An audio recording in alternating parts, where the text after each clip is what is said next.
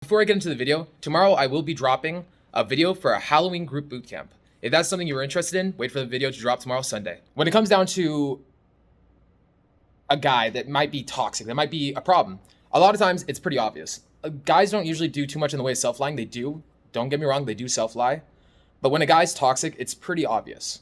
Now, when a girl's toxic, when a girl is maybe not the greatest of entities, it's not clear most of the time. Why? Because girls have an incredible ability to self-lie. Not that guys don't either, but girls, when it comes down to lying, are pretty fucking good at it. They're more socially intelligent, more socially aware than guys are. So when a girl is toxic, when a girl's gone through like a lot of shit in her life, when a girl is gonna tear you down, is gonna wreck your life one piece at a time, it's not obvious.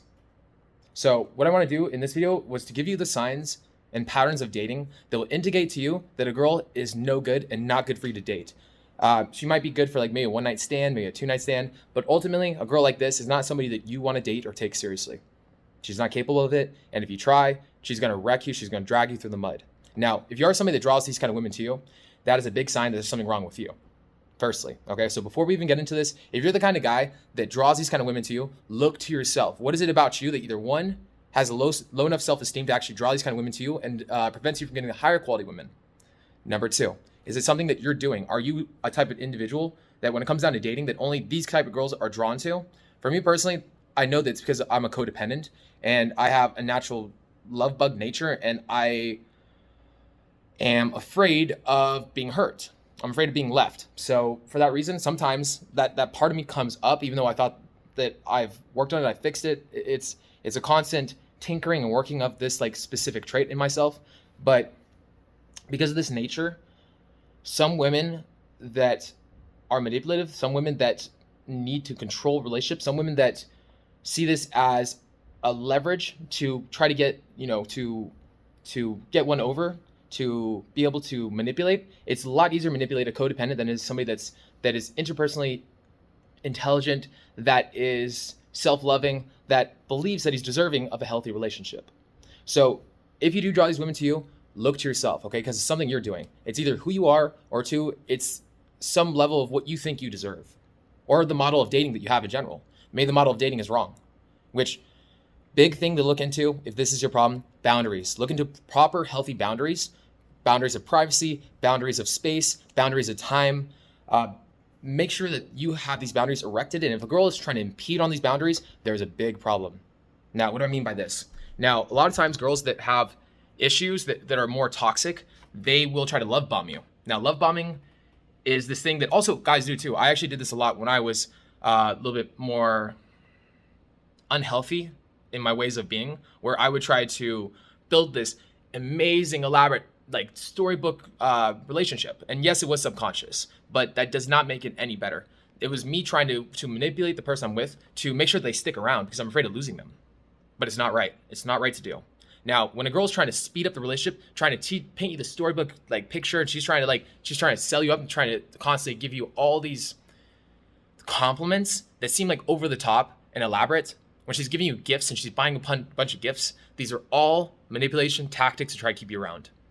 Yes, a lot of times they come from a place of like fear of abandonment, but it's a big sign something's going to go wrong, because if somebody's doing this to try and manipulate you, stick around, they will manipulate you in other ways. All right. And they also probably have a lot of other issues. All right. So we'll go down the line of different issues that somebody could have, especially in a relationship, and the toxic nature that comes with it. So BPD is one of the ones that is pretty toxic. It comes from a place, again, of fear of abandonment. It's basically where you fear losing somebody. So you need them so badly that you're willing to do anything to keep them around. And these kind of people, when they get like this, guess what? They are oftentimes also the people who call the cops on you and say you did stuff when you didn't do it. They're also the type of people to accuse you of things. They're also the people to try to cut out your family and friends, because by having your family and friends, guess what? They can actually pull you out of the situation, see how toxic it is, and be like, no. And this person will tell you that everybody around you is wrong, and they're the only one you can trust because of their fear of losing you. So they'll cut everybody out of your life. They'll scare your friends, your family. They'll scare your female friends out of this as well. First and foremost, they'll definitely scare your female friends out of this because they're afraid your female friends are going to try to steal you from them. All right. But lo and behold, watch them have like male friends and watch that be completely okay. All right, now the next thing to look at would be like patterns of dating. So in the past, Did they accuse their exes of something? Did they do it? Did they not? Do they have like a history of having really crappy relationships? If that's the case, you're going to be in exactly the same situation as they were prior. All right. Now, I'm not saying this is every time, but if a girl accuses her exes of hitting her, not saying this is always 100% the truth, because sometimes it is, so have the benefit of the doubt. But if one of the traits is, if this trait is like attached to the other traits, there's oftentimes where the girl could possibly be like creating the situation as a control mechanism. She's accusing the guy of hitting her to try to control him or to get out of the situation in a way where she feels like she's on top, so she doesn't have to go through so much pain going through the rejection and the breakup. And she might also want to hurt the guy in return for him hurting her. She wants him to feel the pain she feels. And so her way of doing this is to accuse him of hitting her. See that? So they want revenge for the fact that you took away the thing most valuable to them, which is the idea of this relationship that you're part of. So they're taking it from you because you took what they need the most. You took their oxygen. So now they want to get back at you. So now they're going to hurt you. All right. Now let's see. If the girl's like is complaining about the fact that people in her past abused her, immediately in the relationship, I'll say this: somebody that actually has been abused does not bring it up in a conversation. You know why? Because it's embarrassing. It can be painful to relive. If somebody's bringing this up early in the conversation, it's because it's a manipulation thing. They want you to have a certain image of them. And for whatever reason, they see the image of them being a victim as being positive. If she's in victim mentality with all of her exes and everybody around her, everybody's ever hurt her, guess what? If once she cuts out all those people and she has nobody to blame for her victimhood, guess who's the next person she's going to blame? It's going to be you. So beware. If she's immediately complaining about somebody hurting her, like early on in the relationship, I mean like day one, date two, she is a messed up person. She's going to put you in the same position over a long enough period of time. Do not date her. That is bad news. That's bad juju. All right. So here's things that you should look into. Gaslighting. Gaslighting basically gaslighting is the ability that a lot of girls have, and I've seen it with guys who do this, but they don't do it nearly as well as women do. Basically, they can tell you something happened that will happen right in front of you, and they'll say that it did not fucking happen. They'll flirt with the guy. They'll have something happen where they don't want to they don't want to hold responsibility for it. They will maybe ditch you and walk away on you. And then they'll say that you ditched them, and they'll be so certain that they did this, you'll start believing them. And this is weird too, because it's basically a frame battle. So we talk about this a lot on this channel, but this is a frame battle of a different kind. This is a frame battle where it's literally something happened directly in front of you, and because they're so confident on this, and because they taught themselves to believe this lie so strongly, the lie becomes so resolute, you believe the lie. All right, so that's called gaslighting. So if you ever talk to a girl and you feel like she's telling you something didn't happen, that happened directly in front of you, and you will feel like you can't trust reality, that's a sign she's gaslighting you. Watch out for this. All right, now the next one is love bombing, which we already went through that one. Self-lying. So it's actually kind of attached to gaslighting. If a girl can't be honest with herself and she's self-lying to herself and she doesn't even have a sense of reality, she will lie to herself and she'll lie to you. I've seen it so many times where a girl will cheat on her boyfriend and she'll tell me how she's so excited to marry him or how she's going to live for the rest of her life with him. And then here I am, like maybe an hour later, finger banging her in the stairwell or having sex with her. I've known also girls who will like have sex with a guy, and because they didn't kiss you, it didn't count as sex and they didn't cheat on the boyfriend. And I've known too many girls to say they had a boyfriend and just flirt like crazy with me, with my friends, with other guys. If a person self-lies and they're not self-aware of this, that person is not good to date. You can't date that person. They're undateable at that point because they have no self-awareness. All right? Zero self-awareness. Without the self-awareness, you cannot have a dialogue with this person when they fuck up because they're never wrong. It's always you. All right? They're not willing to change. You don't need them. You need to move on, find a different girl. A girl that's self-aware. Self-aware is so powerful. All right? Anybody that has internal awareness, that's a powerful girl. That's a dope girl. Date her. All right. Now let's see.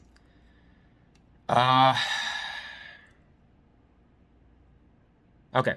So healthy boundaries, physical, privacy. So if she tries to go through your cell phone, she tries to go through your social media, if she needs to have sex with you and you don't really feel like it, if she is in your personal space constantly and she will not let go. I had a girl once that will not leave my place for like weeks, even though I broke up with her, and she would not leave and give me space.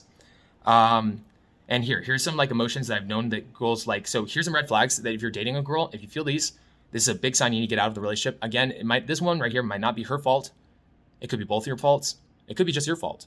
But at the same time, that means this relationship is toxic. So if the relationship is sown with guilt, fear, discomfort, resentment, stress, and anxiety, get out of the relationship. It's not good. It's going to get worse. Now tell me this. Do these statements sound right? I can't say no. I feel criticized. I feel responsible for their emotions. I seem to take on their mood. I am oftentimes nervous, anxious, and resentful around them. Now, again, this goes both ways. If you feel this way and they feel this way, definitely get out of the relationship, okay? It's not good. And never being at fault unless it benefits them. That's a big sign. That one's huge right there.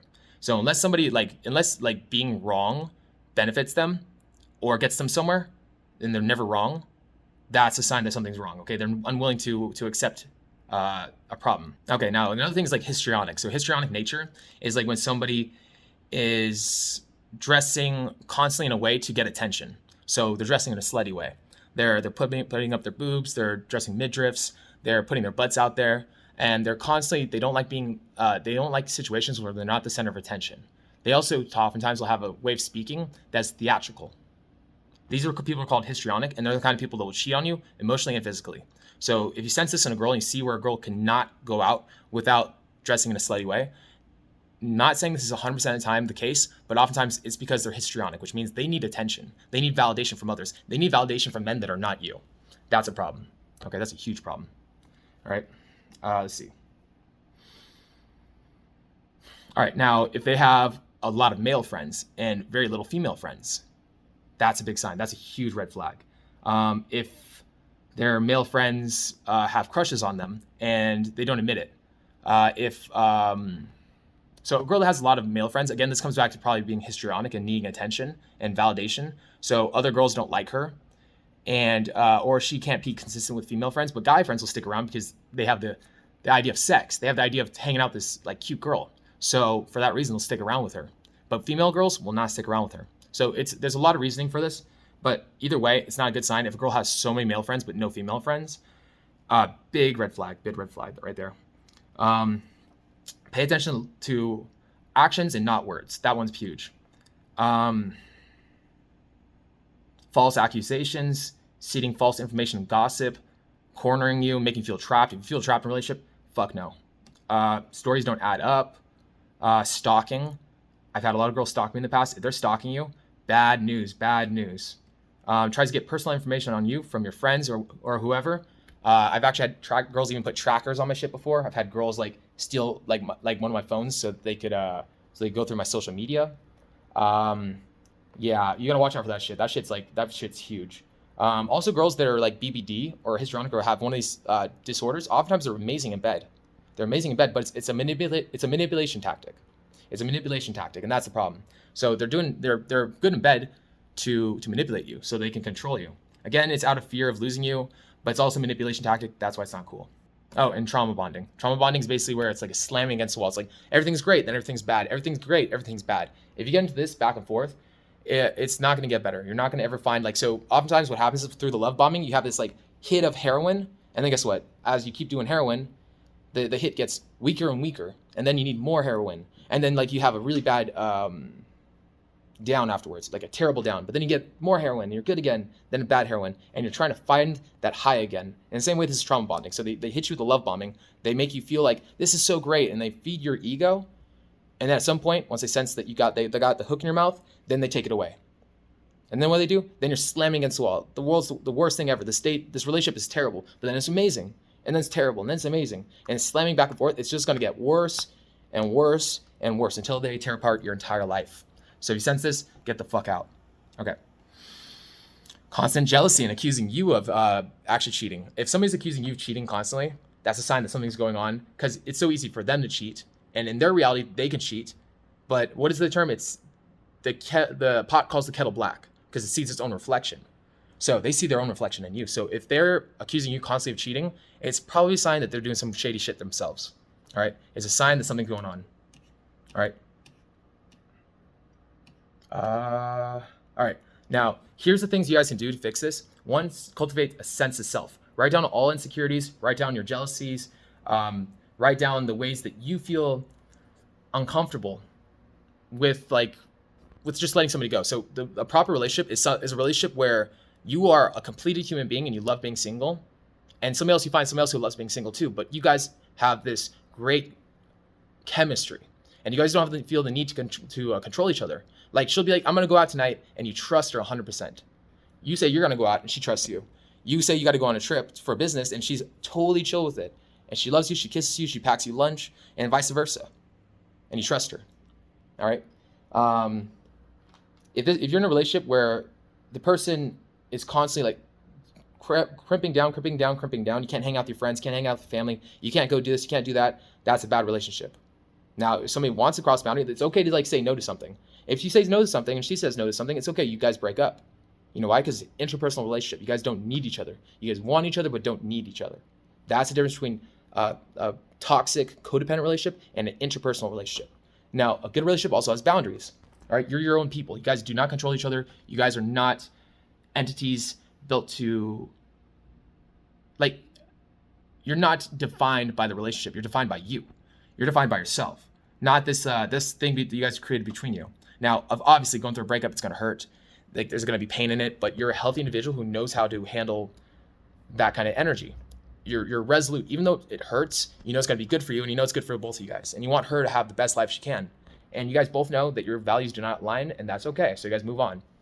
A lot of people, they will keep trying to fight for a relationship, and eventually, guess what? The thing fucking falls apart, and you guys become resentful of each other. Or you guys, like, even worse, you guys end up trying to work it out for years, decades, and eventually you guys like fucking hate each other. You guys are staring at each other like, I fucking hate this bitch. And that's not the energy you want. That's terrible energy. You just wasted fucking decades of your life on a relationship that wasn't worth it. All right.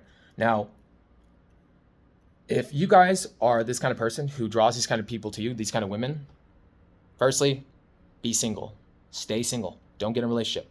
Why? Because you have to learn to love being by yourself. And then once you do, then it's going to take an incredible fucking woman to get you in a relationship at this point. Build abundance. Teach yourself an abundant lifestyle. Build a lifestyle around you that anybody would be so lucky to be a part of. All right? I myself, I set myself up for years to be single at times. And then from there, I work on loving myself. I focus on loving being single. I love like going out and being able to hang out with my friends. I love like flirting with girls. I love being able to work on hours on end without a girl like calling me constantly. So look to the positives of being single and learn to love being by yourself. Yes, it is a little bit of a journey figuring this out, but once you do, your life will become tenfold better and become so much brighter. I think that's a big thing with society. There's actually, I might post it at the end of this video. This guy talks about this thing called Jigsaw, so I might have him say this himself because I don't want to steal his thunder. But ultimately, if you're the kind of guy who feels like you need a relationship, or by society standards, if you don't have a relationship, you're a loser, or like you get told all these stupid things. These guys are all trying to rationalize their own actions. And now they're trying to like superimpose their actions upon you, because for them, they're like, this is the right way because I did this my entire life. And if I'm wrong, then I just wasted my life. And they got in a shitty ass relationship and they don't want to admit that because they walked so far up this route. And now guess what? I'm not going to admit that to myself. No, I was definitely not wrong. I took the right decision because I put decades into this and I wasted decades, but I can't take that hit. So don't be that guy that goes down the line and says, I can't take that hit because I fucked up. Don't fuck up. If you are one of these guys that draws to you toxic, crazy women that are going to hurt you and ruin your life, you have to stay single for a long time, okay? You have to stay single until you are 100% happy with being by yourself. Then from that headspace, you can find another person that also has their own puzzle piece figured out. All right.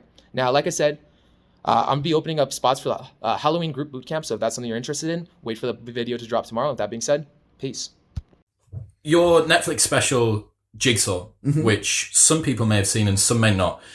I wanted you, if you can, to just try and explain the concept of Jigsaw or a jigsaw for life. The concept is basically, I don't hate relationships. I just hate 90% of people in relationships because I don't like liars. And when you're in it, most people in relationships, they're lying to me and they're lying to them fucking selves. I was sick of, there's a certain arrogance to people in relationships that they've achieved something that I don't have by, settling for this other person, that they have a happier life than I do. I enjoy being single, right? And one day I won't enjoy it. One day I'll enjoy the company of the person and I want to spend the rest of my life with them. I believe that. get annoyed at is by people when they force something into their life, they force a person into life because they think they should be in a relationship, which is what 90% of you fuckers do. You cram this horrible person into your life and you post pictures about how happy you are, and you're not happy. And I know you're not happy because you are bragging about it. Whenever I'm happy or proud about something, I'm not on Twitter going, God, yeah, I just nailed this. I'm the best at this. I'm enjoying the thing. You're reveling in the experience itself. I'm not I'm not posting pictures of how much fun I'm having about the thing because I'm enjoying myself. For me, you post about things, when they're not going well, because you lie to social media so you can convince yourself. So when you look back in your own pictures, artificially inseminating a sense of purpose, right? Yes, and I just, for me, somebody who's confident enough being single, you know, it's fine. But even I sometimes feel the pressure of sort of people, you know, people in relationships are going, oh God, maybe I should be in a relationship, maybe I should settle for that. And I'm barely able to resist it. So when you're putting out this content that's sort of bragging about how happy you are when you're not, and you are adding to this idea that being alone is wrong,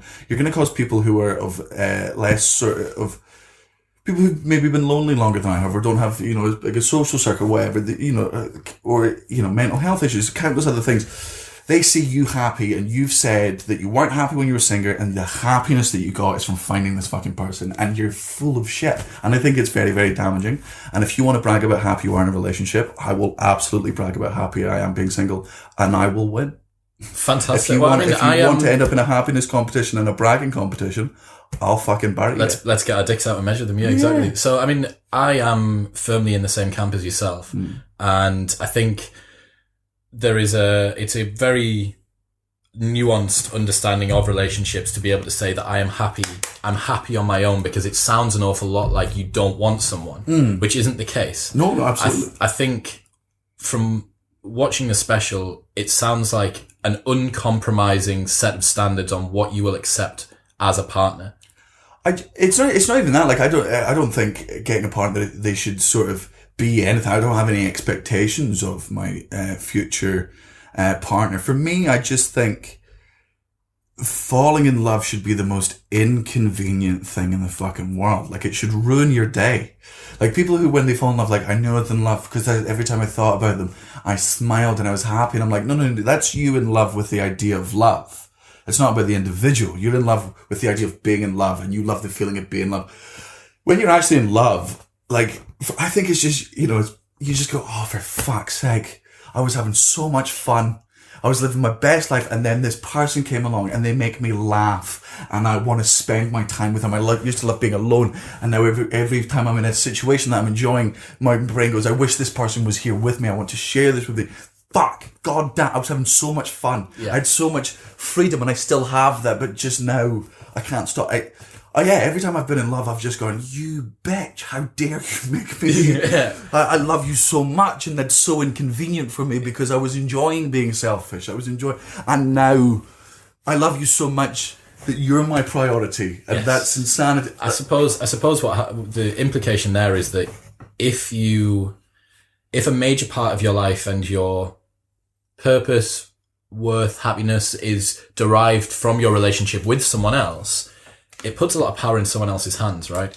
Like, you need to feel you're very vulnerable at the mercy and at the behest of what they want to do to you. Yeah, I think you should, you know, but the person you're with should make you so happy, like, all the time. Like, if they make you feel bad, you know, then get rid of them. I've never understood that. I find the concept of the one is the most arrogant thing in the entire, and this is coming from an incredibly arrogant man.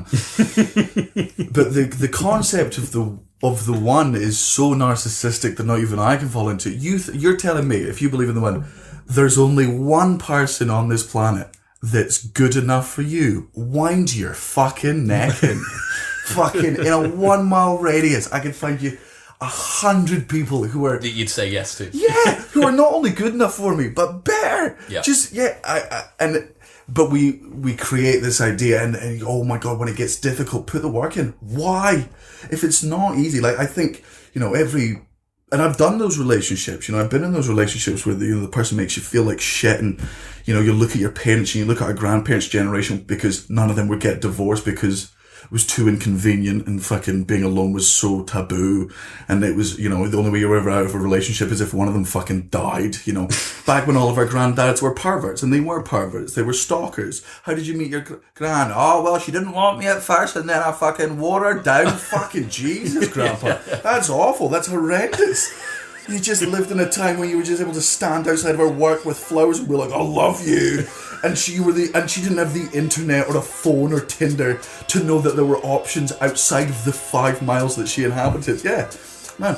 Our grandparents lied through their fucking teeth, and they didn't stay together. And some of them did stay together through love, but I just think they'd come out of fucking World War II. They were 5 years old, and they were just like, we have to Thank fuck we're alive. Life is a spectacle created with a paintbrush. Forget the radio, for now I'm dying fameless. Category 5 communication failed us. It's difficult to see a blossom when your brain's fucked. It was a problem that annoyed me like a paper cut. Giving up on what you truly love to make a buck. Let's talk about it later, someone here's forsaken us. And I can